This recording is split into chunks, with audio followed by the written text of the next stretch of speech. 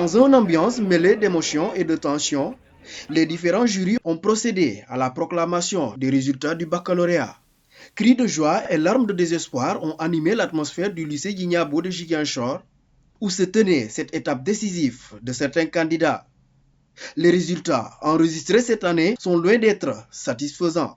Un constat qui inquiète aussi bien les enseignants que les parents d'élèves. Interrogé sur place, ce professeur de philosophie a dressé une liste des facteurs ayant conduit à cette situation préoccupante. En général, je crois que le bac sénégalais, je ne sais pas, a rarement atteint 50%. Et il faut comprendre que les mauvais résultats sont un effet, ce ne sont pas une cause. Qu'est-ce que c'est que la cause? Je crois qu'on l'a souvent dénoncé. La cause, c'est que nous avons de plus en plus des élèves qui sont faibles et parfois qui sont très faibles. Et même la faiblesse des élèves elle-même, c'est encore un effet. Quelle est la cause? La cause, c'est qu'il y a de plus en plus un manque d'intérêt pour l'école. Quand un prof est absent, tout le monde dort.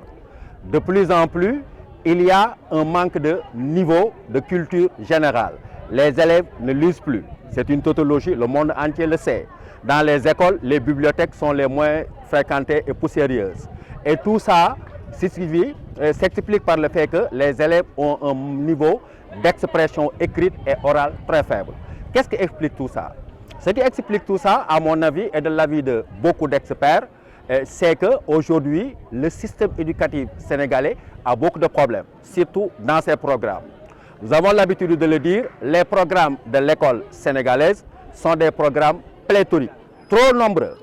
Les programmes de l'école sénégalaise sont des programmes archaïques. Il y a des leçons dont les élèves n'ont pas besoin. Il y a des leçons qui ne sont pas conformes à notre modernité. Les programmes de l'école sénégalaise sont des programmes qui sont extravertis. On enseigne souvent aux Sénégalais beaucoup plus ce qui passe en Chine, en Europe, ailleurs qu'à leur propre pays. Alors, si un élève ne se sent pas bien à l'école, si un élève se sent surchargé par les programmes, évidemment, il se désintéresse totalement de l'école. Je l'ai dit partout et je crois que c'est ça la réalité. Face à ce tableau sombre, l'enseignant a lancé un appel solennel au ministre de l'Éducation nationale, l'invitant à engager une profonde réforme des programmes et du système éducatif sénégalais. Et j'invite mon ami, le ministre de l'Éducation nationale, Moustapha Guirassy. Je lui ai déjà dit ça plusieurs fois. Qu'il se batte vers l'essentiel. L'essentiel aujourd'hui, c'est d'avoir le courage de refonder l'école sénégalaise, de refaire les programmes, de les diminuer et de les rendre conformes à deux choses. D'abord à notre culture, mais aux réalités du monde moderne. Si on le fait, on sera comme en France où le bac est à 89% et ailleurs où le bac est à 90%. Pour la plupart, les candidats admis et ajournés ont exprimé des sentiments mitigés, chacun tenant tant bien que mal de gérer l'intensité de cette journée mémorable. Je remercie mes professeurs, tout d'abord avec mes parents aussi, mes tuteurs qui ont... En tout cas, je n'ai pas de mots à dire.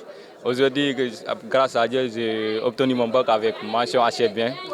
Bon, après toutes les épreuves, bon, ce n'était pas aussi facile. Mais par la grâce de Dieu, voilà. Vraiment, je remercie mes professeurs. Bon, moi je pense à du bon côté. C'est juste une épreuve et c'est un défi aussi que je dois relever pour l'année prochaine. Bon, c'est vrai aussi, c'était pas facile, mais aussi, je suis fier de moi. Alors que les cris se dissipent peu à peu dans la cour du lycée Djignabo Bassène, une certitude demeure.